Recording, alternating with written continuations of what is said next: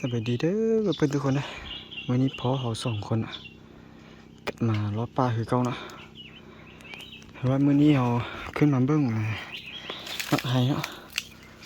ว่าไห้ก็เริ่มตกถึงมาคูเนาะ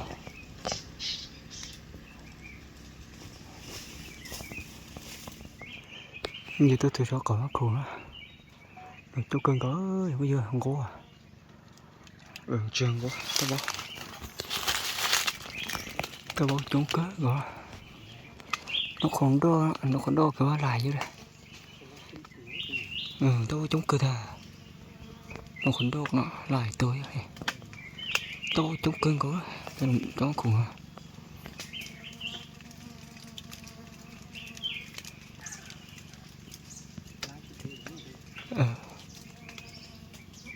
tôi chúng cớ có nè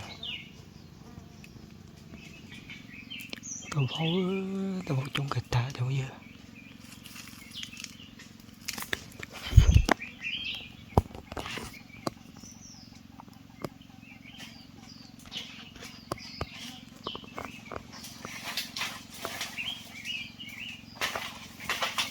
từ từ đó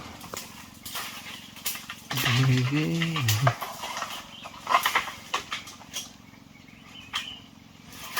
nó còn đo nói lại đấy nó còn đo nhắn con đây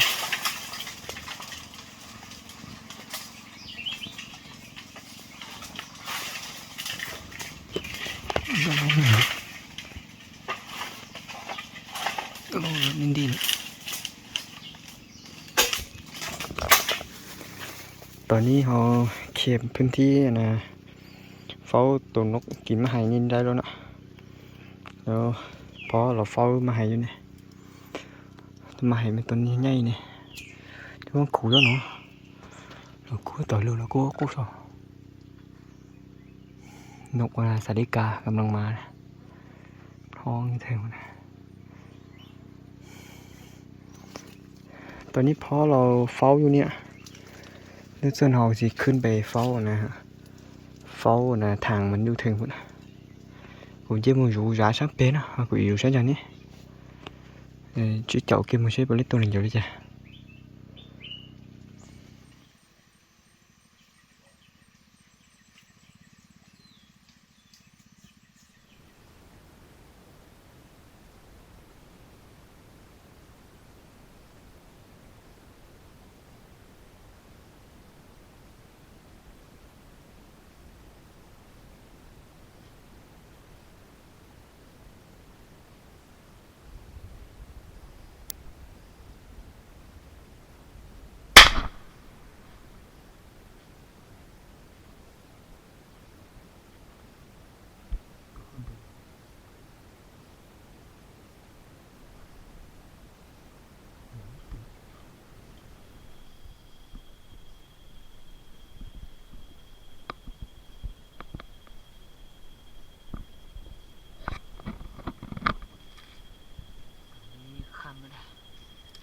kết là có đen giá nó chung nữa pháo này thằng nữa nhìn thấy từ điều này từ điều nữa nhìn thấy từ điều con ở đây rồi biết tôi này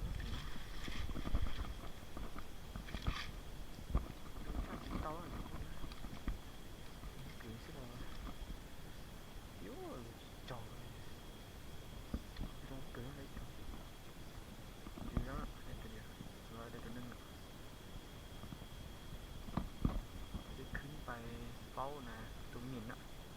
อยู่นะกบมาหาอยู่ถึงนะพอเราก็อยู่ถึงนะแต่เฝ้าน้ำเราอยู่ถึง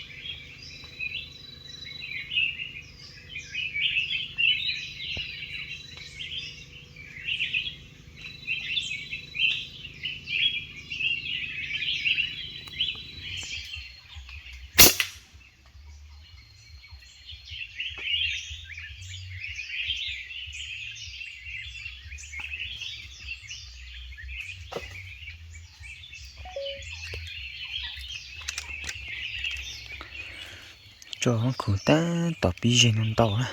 nhưng mà tôi tao chuyện rồi xá đi nó cả tôi chuyện rồi xá đi nó thôi mà hay ni ริ่มlàสุกเต็มที่แล้วนะเมื่อวานเขามายังบ่มีโตนะสุกเต็มที่แบบนี้เลยขึ้นเดียวนะแต่ว่าสุกหลายเลยตกหลายนะตกซะไม่ได้มาให้คำเลยมาเก็ตนกเพราะlàยังมีนกอยู่เทิงพุ่นน่ะเรามาเก็ตนกอยู่ลุมนี่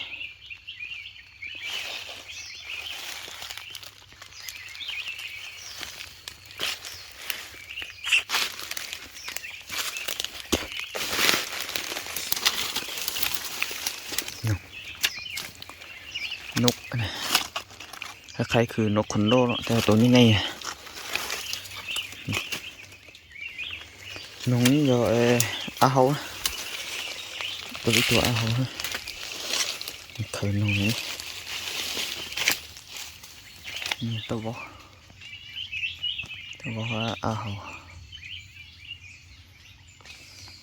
á hấu như lùm bầu không được chè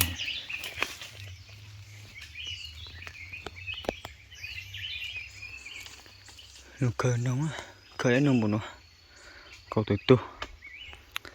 cái tụi á hấu ha á hấu nè á hấu tùng cô ha tao bó cậu tuổi rồiได้นกคอนโดเนาะได้10ตัวกันนะนกเป่าตัวนึงกับนกอันนี้เขาจะเอิ้นว่านกหยังบ่ฮู้เว้ยแต่ซันนี้เนาะส่วนพอเรายังยิงอยู่ถึงพุ่น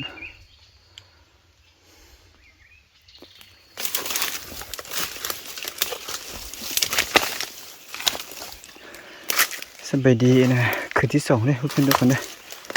คืนที่2นี่เขาก็ขึ้นมาเบิ่งมาให้เด้อแต่ว่าเบิ่งตามห้อยนี่จะเป็นคนนะมาเทื่อนึงนะบ่ฮู้ว่าเขาจะฟ้องกันไม่ได้เนาะ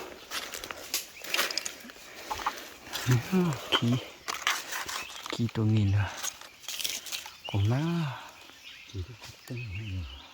าโหโอเคมันขู่ลูกมาไม่ให้คำเลยเนี่ยไม่ให้คำอย่างไรจ้ออยู่ที่เป๊ะลูกป้องเปิดcổ gì á cổ má cổ mình vô nó cắn à sao có tơ nè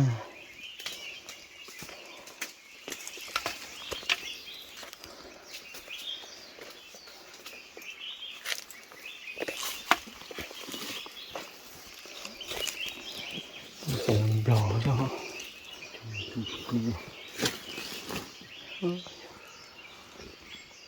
đây nó thì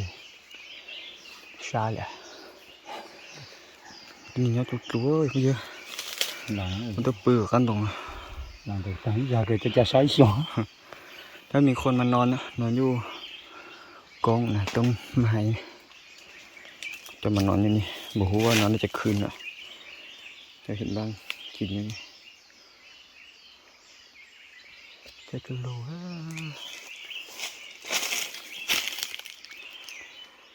มาให้ตัวนี้ใหญ่เด้อคนเดียวนี่ฟ้อมบ่เบิดนะตัวนี้2คนเฝ้าเนาะ2คนว่าปืน2บอกนะค่อยนะสิฟ้อมเบิดโอ้ต้องผมว่าอยู่ใต้ท้องขุรู้เห็นที่เจ้าแกใช้โอ้ยันสิเจ้าขอตาแต่ใช้นี่อยากฟ้องอยู่ตัวก็รู้ฮะที่จะบอกถอดเชิงย่อๆที่นี่ฮะเฉพาะผมว่าจีเหลวติดตามไปนึงกันเด้อว่าสิเฮ็ดไม่ได้ต่อเพราะว่าแถวนี้เขาเจ้าเฝ้าคืนนึง2คืนแล้วเนาะ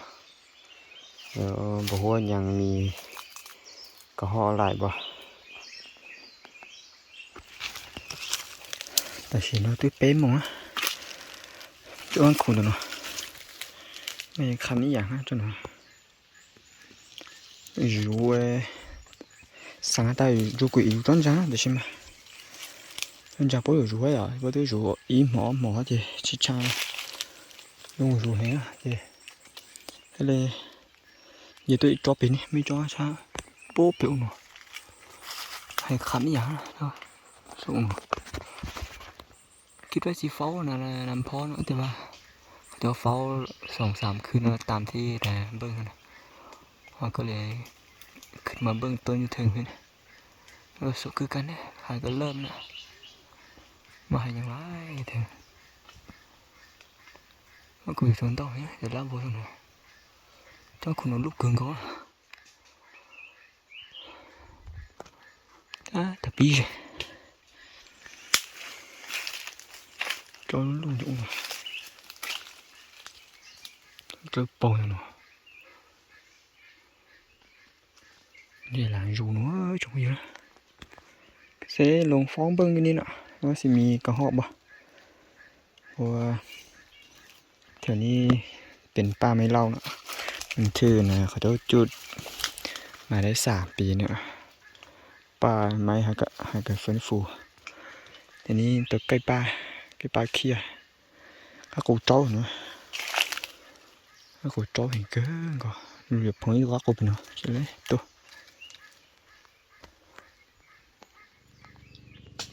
ตอนนี้ก็ 3:30 แล้วเด้อเขาเคลียร์ได้พื้นที่เนาะนั่งอยู่นี่เฝ้าต้นไม้อยู่นี่มันบ่มีบ่อนนะมันขึ้นตามที่เบิ่งนี่คือสิมีทางเท้ามีกระห้อเนาะคือสิขึ้นอยู่ลุ่มนี้ไปเลยเพราะบ่มีบนไต่ขึ้นไปเนาะ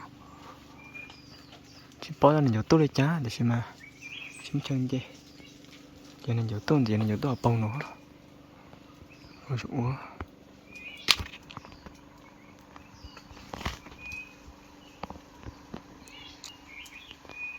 อีเจ้าโอเคใช้ปองนั่นอยู่ไอ้เจ้า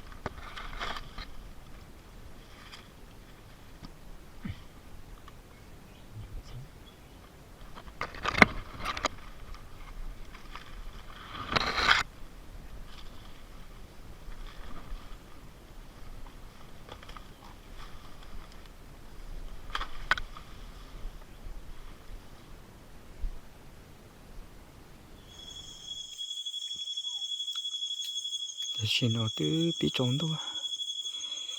tôi thì tôi lấy ít tôi ót từ thì mấy tôi làm một lễ rồi cháy ở chỉ choตอนนี้ถือว่าค่ำแล้วเนาะเขายิงได้ตัวเดียวด้วยมันมา2 ตัวนะปฏิสงแล้วเขายิงบ่ถึกเนาะมันเล่นไวเพราะแล้วเขา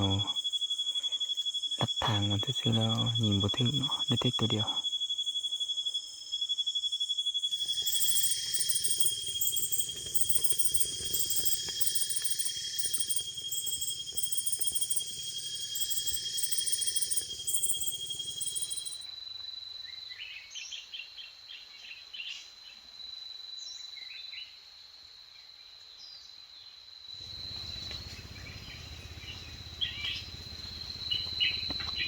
นั่นอยู่เท่าเติมต้องเนาะ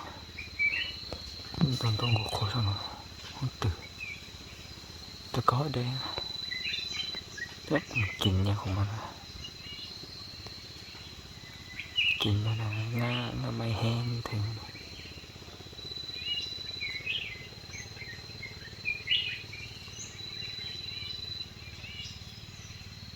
ตอนเช้านี้ถือว่าบ่มีก็เท่าไหร่นะเห็นได้2 ตัวตอนนึงเขายิงตกอยู่ลุ่มเนาะมาที่เช้าเลยเขาแทนบ่ทันเอาไว้แต่น้อยค่อยไปเก็บถ้าตัวนี้ว่ามันสิลงไม่ได้เนาะก็ได้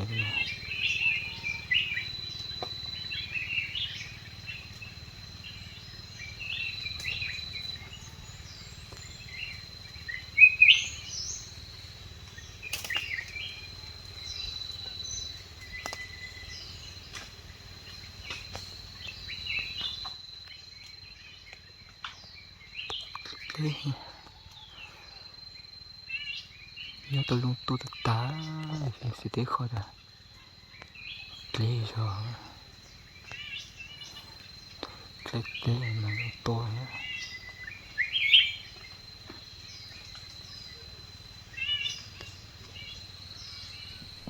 có được thấy không nhé cáiตัวนะก็ห่อดำมาแล้วนะจีเก็บเครื่องของเนาะก็ลงไปจะได้กลับละกลับไปต้อนนะพออย่างฟอว่าหายลุ่มฟอเมื่อคืนนี้บ่มีตัวเงินเลยเดิมแจ้งเลยตัวเงินบ่มาบ่หรือว่าอย่างไรเนาะว่าฟอมาหายได้2 คืนที่ว่าบ่มีตัว